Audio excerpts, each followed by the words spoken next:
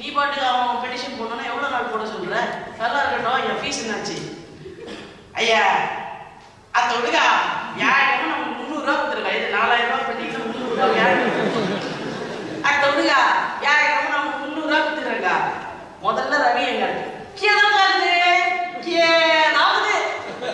சரி வர சொல்லு.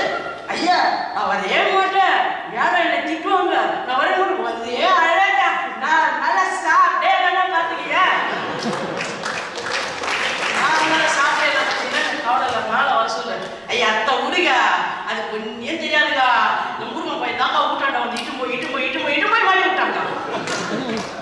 முதல்ல நீ அவன் அவசரம் இல்லை, அவங்க அம்மா பக்கத்தில் பார்த்தீங்களா, சூப்பர் லேடி. அது பொண்டாட்டியாவது இவ்வளோ டைலாக் பேசலாம், அந்த அம்மா டைலாகே பேசாது, ரீ ரெக்கார்டிங்லேயே பேச இளையராஜா மாதிரி.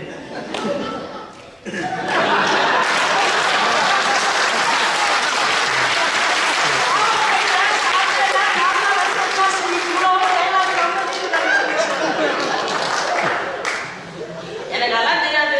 முதல்ல அந்த ஆளை வர சொல்லு, வந்தாதான் மாதிரி பேச்சு.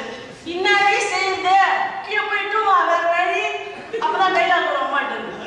சரி கீழே பார்த்தோன்னே ரவி பையன் இருக்கிறாங்க. யாரு அவனுக்கு ஒன்னியும் தெரியாது, கூட்டாண்டா வந்து பையன் தானே அவன் வருவான்.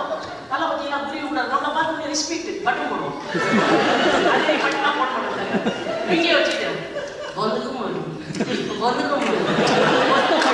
ஏன்னா வாயை கருத்து வளர்க்க சொன்னா குழந்தை 4 நாள் இதுதான் சாப்பிடும், இது நல்லா சாப்பிடுவோம். வாயை கருத்து வாசனை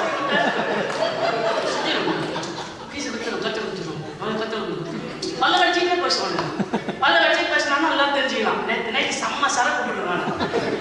சரி ஓகே, நாளைக்கு கத்தல ஜூனியர் வருவாரு, மரியாதை ஃபீஸ் வந்து கொடுத்துருங்க. சரி பரவாயில்ல, அவனை குடும்பம் என்கிட்ட பேசுறது, கிளம்பு. நான் ஒன்னே அவனை கேட்குறேங்க, இந்த அறதல் படைசான இந்த ரவி பையனும் முருகன் பையனும் இந்த